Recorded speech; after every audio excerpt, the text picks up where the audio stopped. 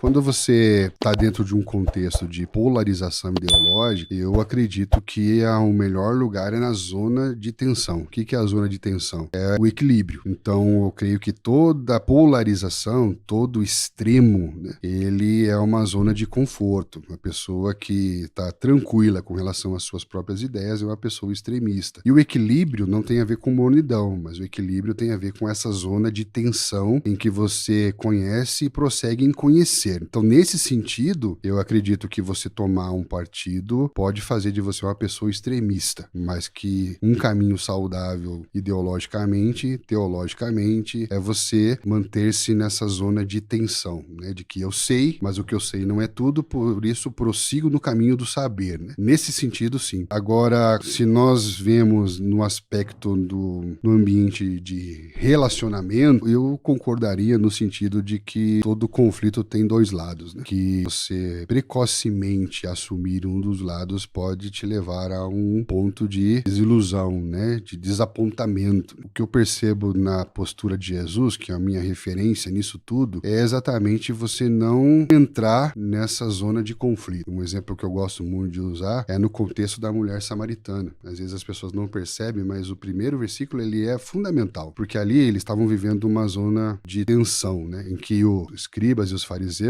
discípulos de João, se eu não me engano, estavam vindo falar que Jesus batizava mais do que os discípulos, né, de João ou eu não lembro agora o que eles estavam falando, mas havia ali dois grupos e ouviram falar que Jesus batizava mais do que eles e estava aquela competição, né? Ou seja, toda comparação sempre vai gerar algum nível de competição. E aí, o fato é que, na verdade, Jesus nem batizava. Eram os discípulos dele que batizavam. Então, é aquela coisa, ouvi dizer que alguém falou. Então, havia ali um conflito, dois lados. Interessante que nesse momento, Jesus sai desse lugar e ele vai para uma região que possibilita a ele ver o que Deus está fazendo. Ou seja, ele sai desse lugar em que as pessoas estavam olhando umas para as outras e estavam competindo umas com as outras, se comparando umas com as outras, e ele vai para um lugar que ele consegue ver o que Deus está fazendo e ele vê que havia mudado uma estação sobre Samaria e que havia, imagine uma visão, ele olhando para uma cidade e ele vê um campo pronto para ser colhido. Então, o meu conselho é, se você quiser encontrar Jesus hoje, ele não está nesse lugar em que as pessoas estão brigando umas com as outras. Ele vai estar num lugar em que alguém está prestando atenção no que Deus está fazendo, na missão de Deus, naquilo que é o quê? É levar essa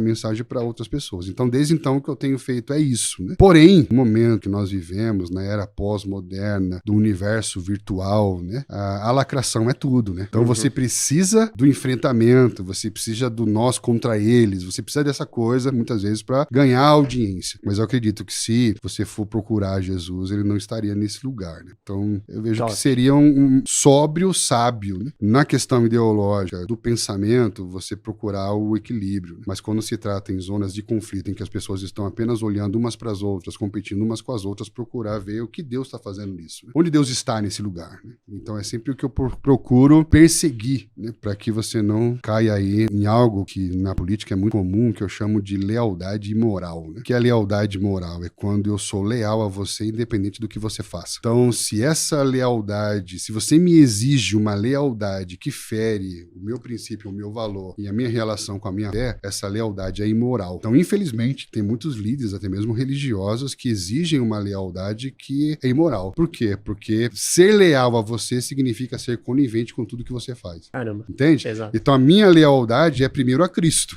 A minha lealdade é uma lealdade a você, desde que ela não fira a minha lealdade A Cristo. a minha fé a Cristo. Então, Exato. eu lembro que eu trabalhei uma época com política pública e alguém me disse uma vez, isso aqui é legal, mas é imoral. Nossa. Ou seja, pode fazer, tá? Não vai ferir a lei, cara, mas fere o meu princípio, então é imoral. Então, assim, é algo pela justiça, não vai me dar problema, mas com relação ao meu padrão ético, né, que é Cristo, isso me fere. Então, aí que tá o problema. Muitas vezes as pessoas abrem mão do seu valor por causa de algo que pareça legal. Então, isso fala dessa lealdade incondicional. Não existe isso. A condição da nossa lealdade vai até isso, vai até onde essa lealdade vai ferir um valor, um princípio, porque é isso que nos preserva, né? Se eu tenho uma visão, um projeto de vida, eu quero chegar em um lugar, mas no meio do caminho eu vou negociando os valores, eu vou me tornar alguém totalmente diferente daquilo que eu imaginava ser. E eu vou chegar num lugar totalmente distante daquele lugar que eu esperava um dia chegar, né? Por quê? Porque no meio do caminho eu fui perdendo o que eu tenho de mais importante, que são meus valores, né? Meu nome é Elias Mamã Luan e esse é um corte do Verdade Cast, o podcast que tem a missão de descobrir novas verdades sobre todas as áreas que vão te ajudar a crescer na vida. Para assistir o episódio completo, clica aqui e não se esqueça de se inscrever no nosso canal.